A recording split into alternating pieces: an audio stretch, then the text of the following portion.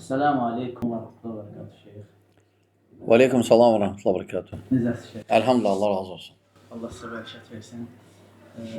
Şeyh, Allah razı olsun dəvətinizi qəbul edib gəldiniz. Səhv eləmirəmsə, rayonların birindən toy məclisindən gəldiniz. Elhamdülillah. Allah bərəkət versin. Amin. Gecə gündüz Allahın dilində bu dəvətdə əmin-amanlığın yayılması üçün, dəvətin yayılması üçün belə əziyyət çəksiniz. Allah sizdən razı olsun. Yox, hamımızın borcudur o. O hamımızın. Hamımızın borcudur. Düz deyə, heç belə baxanda çox az eləyirik. Hamımızın, hər bir müsəlman, xüsusən elm tələbələrinin borcudur.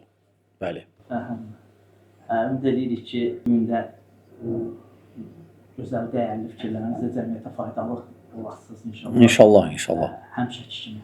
İnşallah. Bir neçə sual var burada Şeyh. Günümüzün aktual mövzularından biridir. Rüşvət barədə. Yəni bu barədə bir neçə sualları belə cəm elədik ki, ümumiyyətlə belə daha imkan dairəsində biraz geniş toxunasınız bu məsələlərə. Nəyə görə? Çünki bəzən olur ki, cəmiyyətdə baş verən bu bəzi proseslər psixoloji olaraq insanları çaşdırır. Yəni, nəyə görə? Yəni, məsələn, insan haram qazanır, amma uğurlu görsənir və haramlar bəzədilməyə başlayır. Olur rüşvətin adı olur ki, olur hörmət, hədiyyə, necə bidətçidən çəkindirmək, qeybət olunmuş kimi, hətta çox vaxt görəcəm bu məsələləri də qarışdırırlar qardaşlar. Bu barədə bir-iki sualımız olsa inşallah. İndi toxunaq bu rüşvət məsələsini istəyirdim. Belə deyək, rüşvət nədir? Bismillahirrahmanirrahim. Elhamdülillah vaxtə və salatu və salamu alə mən lə nəbiyyə bədə əmmə bəd. Selamun aleyküm və rəhmətullah və bərəkatuhu. Elhamdülillah, biz müsəlmanıq, elhamdülillah və biz Əhlüsünnə vəl Cəmaətin yolundayıq, sələfin mənhəcində, sələfin fəhmində, sələfin yanaşmasında, Quran sünnəyə. Və ən böyük nemətlərdən biridir bu. Ən birinci nemət ki, biz müsəlmanıq və həmçinin İslamın içində də ən böyük nemət odur ki, biz Əhlüsünnə vəl Cəmaəyik. Yəni, xavaric deyilik, bidətçi deyilik, hansısa başqa bidətçilərin növlərindən. Allah həmd edirik buna görə, ayrıca. Həmçinin biz görürük, Peyğəmbərlərin vəzifələrindən əsas vəzifəsi dəvət olub. Allah yoluna dəvət eləmək. Allah bizi çağırır. Allah bizi çağırır öz əmirlərinə tabi olmağa. O bildirib ki, Xaliq odur. Əgər Xaliq odursa, o bilir bizə nə olar, nə olmaz, nə düzgün olar, nə düzgün olmaz. O bilir. O bizim Xaliqimizdir axı. Və ondan da əlavə hər şey onun əlindədir. Hər şey onun əlindədir, ona görə. Və ona görə hər şey onun əlində olduğuna görə biz ona müraciət eləməliyik. Ondan istəməliyik. Onu razı salmalıyıq. Onu qəzəbləndirməməliyik. Sonra həmçinin Peyğəmbərimiz var sallallahu aleyhi ve sellem. Allah bizə deyib ki, ibadət elə. Deyib 5 vaxt namaz var, oruc var, həc var və s. Allah bizə bunu deyib. Və lakin bunu necə edək? Bunu Peyğəmbərimiz sallallahu aleyhi ve sellem bizə necə deyib o cür? Din budur. Və həmçinin orada bir müəyyən məsələlər var, yanaşmalar. Hansı yanaşma düzgün olacaq? Təbii ki, biz istinad edirik sələfə. Sələf, yəni bizdən öncəkilərə. Ta Peyğəmbər sallallahu aleyhi ve sellem sahabələr və onlardan sonra gələnlər. Tabiinlər, təbəəli atba və s. Alimlər, hansı ki, onlar Quran sünnəni belə başa düşüblər. İndi rüşvət məsələsi, rüşvət nədir? Rüşvət odur ki, rüşvətin mənası sən verirsən nəsə mal və ya mala əvəz eləyən nəsə, hansısa bir halalı haram eləyir və ya hansısa haramı halallaşdırır. Yəni, qadağan olan bir şeyi icazələşdirir, icazə olan bir şeyi qadağan edir. Və bu da haramdır. Bu da haramdır, olmaz. Çünki İslam, Allah və Peyğəmbər sallallahu aleyhi ve sellem ümumiyyətlə əhkamlara fikir versə şəriətə mal məsələlərində dəqiqdir. Necə bölüb, necə cəmiyyətdə bölüb zəkatı, sədəqəni və s. Rüşvət xarab edir cəmiyyəti və ən böyük cinayətlərdən biridir əslində. Bəli. Orada bu rüşvətin bəzi incəliklər var. Ona görə bayaq vurğuladığım kimi şey. Bəli. İşimi tez görsünlər deyə pul versəm bu rüşvət sayılırmı? Əslində bilirsiniz, rüşvətin növləri var da. Məsələn var, rüşvətdir, verirsən ki, hansısa bir qadağan olan, sənə qadağandır, onu icazə verdirmək. Və ya olmaz, verirsən ki, və ya olar, verirsən ki, məsələn deyirsən, başqalarına qadağanla. Bu rüşvət bu haramdır. Həmçinin növlərindən var ki, məsələn, bu sənə olar. Bu sənə qanunla olar. Lakin əks tərəf deyir ki, sən mənə pul verməsən, mən eləməyəcəm. Onda sən məzlum hökmündəsən. Yəni sənə qarşı zülm olunur. Onda verə bilərsən. Yəni məcbur olsan verirsən, o da məcbur. Birinci getmirsən ona. Amma əgər birdən elə bir vəziyyət olsa, o sənin üçün rüşvət olmayacaq. Amma alan üçün hər halda rüşvətdir. Alan üçün hər halda rüşvətdir və rüşvət də haramdır və o adam birinci rüşvət həmçinin alçaldır axı, böyük günahlardandır. Alçaldır rüşvət insanı. Çünki rüşvət alandan sonra o rüşvət verən artıq ona belə baxır. Yəni deyir hər şey deyə bilər sənə və s. Deyəməsə də deyəcək ki, mən ona pul vermişəm və s. Yəni alçaldıcı kimi. Çünki rüşvət insanı yüksəltmir. Rüşvət almaq xüsusən, əksinə alçaldır. Həmçinin müşkül məsələ nədir? Mən o adamın necə təsirləməyə, cəmiyyətə necə təsirləməyə, həmçinin o adam öz ailəsinə təsirləyir. Pis cəhətdən. Çünki aparır haram evə. Kimisə haqqına girib, kimisə zülm eləyib. Gedir onu yedirir məsələn uşaqlarına və s. Onlar da heç də yaxşı olmayacaq onlar üçün. Yaxşı olmayacaq. Bəli. Rüşvət verən insanın etdiyi yaxşı əməllər qəbul olunurmu? Allah bilir. Çünki rüşvət verən böyük günah sahibidir və Peyğəmbər sallallahu əleyhi və səlləm lənətləyib. Verəni də alan. Verəni alanı da lənətləyib. Tirmizi, Əbu Davud, Tirmizi rivayət edir və Şeyx Albani buyurub ki, səhihdir bu hədis. Hər ikisi haramdır. Hər ikisi böyük günahdır, hər ikisi məlundur, lənətlənir. Lənət, yəni Allahın rəhmətindən uzaq düşənlər. Qaldı ki, başqa əməllər eləsə qəbul da Allah bilir. Qəbul edən Allahdır. Biz yox. Hətta rüşvət almasa, biz deyəmirik, filan kəsin əməli qəbuldur. O qəbul edən Allahdır, biz bilmirik. Aydındır. Rüşvət vermədən işin ümumiyyətlə həll olunmursa, nə etmək lazımdır? Və ya xeyirli bir işin alınması üçün, məsələn, məscid tikdirmək istəyirəm, icazə üçün şirinlik istəyirlər. Məcbur olsan ver. Belə vermə, çalış vermə. Amma məcbur olsan birdən, yəni görürsən ki, kimsə vəzifəsindən istifadə eləyir. Deyir ki, bu olar, o bilir, qanunla bu olar. Lakin o deyir ki, mən vermirəm sənə. Bu qədər ver sonra və ya uzadır. Onda məzlumsan sən. Onda ver yenə, hər halda onun üçün rüşvətdir. Hər halda onun üçün, o alan üçün rüşvətdir. Sadəcə verən rüşvət də ola bilər, rüşvət olmaya da bilər. Bəli. Belə bir şey varmı ki, rüşvətin miqdarı, yəni az miqdarda və yoxdur miqdar. Yoxdur miqdar. Yoxdur miqdar.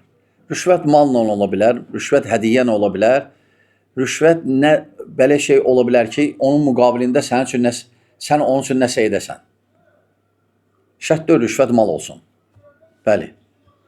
Tanışlıqla işi düzəltmək də rüşvət kimi sayılır, yoxsa... Yox, əgər qanunla olarsa, sadəcə tanışlıqdır, tanışdı adam, o kömək eləyir onu, eyb etməz. Bunda bir şey yoxdur. Bunda bir şey yoxdur. Bəs ailə üzvlərindən biri rüşvət alırsa, digər ailə üzvləri də, yəni ailə üzvlərini necə təsir edir? Təsir edir, yoxsa onlar... Təbii ki, haram gətirir də evə. Haram gətirir, haramda da xeyir yoxdur axı, yedirir haram, özü yeməyindən başqa.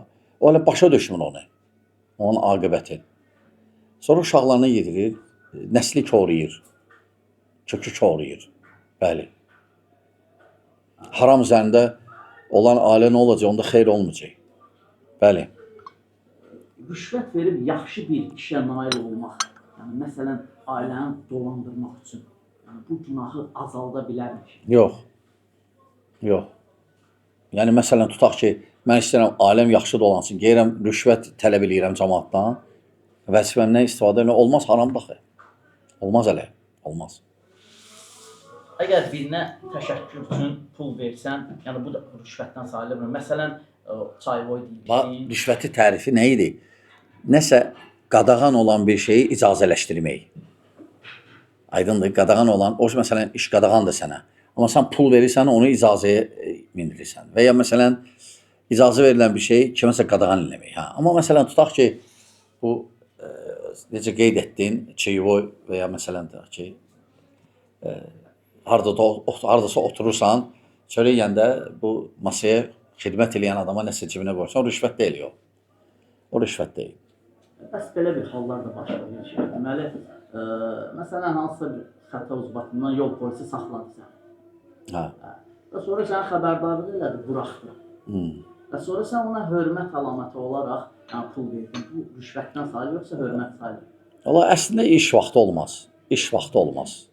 İş vaxtı olmaz. İş vaxtı olmaz. Sən əgər hədiyyə yaxşılıq eləmək istənsə, elə. Ancaq nəyisə, yenə deyirəm, nəyisə haram bir şeyi halallaşdırmaq üçün və ya icazə verilən bir şey qadağan eləmək üçün, əgər o məqsədlə olursa, olmaz, haramdır, rüşvətdir. Amma məsələn, tutaq ki, polis belə eləyir, hər halda düzgün deyil vermək. Düzgün deyil. Düzgün deyil.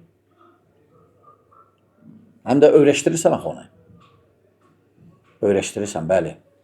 Ümumiyyətlə bu... Həm münasibətlər dəyişir insanlarda. Görürsən, biri verdi, o birisi verməyəndə artıq o pis baxır ona. Yaxşı nəticə gətirmir, yaxşı nəticə aparmır o. Bəli. Bundan qurtulmaq şeyx, yəni... Bundan qurtarmaq ən birinci tövbə, ikinci onun haram olmağını bilmək. Allah və Rasulü necə qadağan eləyib? Allah Teala buyurur ki: "Və la ta'kulu amwalakum beynakum bil batil." El-ayə. Yəni bir-birinizin arasında batilcəsinə mallarınızı yeməyin. Rüşvət batildir. Özdə tağutun növlərindəndir. Bəzi alimlər tağutun növlərindən danışanda həmçinin deyir rüşvət alan və ya verən tağutun növlərindəndir. Həmçinin məlundur. Məlundur, rüşvət alan. Həmçinin verən. Ona görə böyük günahdır. Böyük günahlardandır. Tövbə bilmək, Allah və Rasulun qadağan eləməyi və öz nəfsinlə mübarizə aparması. Çünki rüşvət alan adam insanlar gözün qabağında uca görsənməz. Amma rüşvət almayan adam hörmətli görsənər insanların gözündə. Hətta görsən bir müəssisədir, kimsə rüşvət almır. Ona başqa cür, baxış başqa cürdür. Onun baxış içində hörmət də var. Amma biri rüşvət alandığına, biri məsələn 50 manatlıq rüşvət, biri hətta adları var, 3000'lik, 3000, 5000 rüşvət alanlar. Artıq alçaldılır o əslində. Həmçinin özünü də alçaldır və yaxşı nəticə vermir. Haramda xeyri yoxdur. Bəli. Bu rüşvət barədə şeyx, ən çox nəsihət kimlərə edərdiniz? Yəni bu rüşvət alanlar... Hamısına, rüşvət alanlara və rüşvət verənlərə də. Peyğəmbər sallallahu aleyhi ve sellem buyurub ki, La'nəllahur raşi vəl murtəşi. Allah lənət eləsin rüşvət verənə və rüşvət alana. Ona görə hər ikisinə.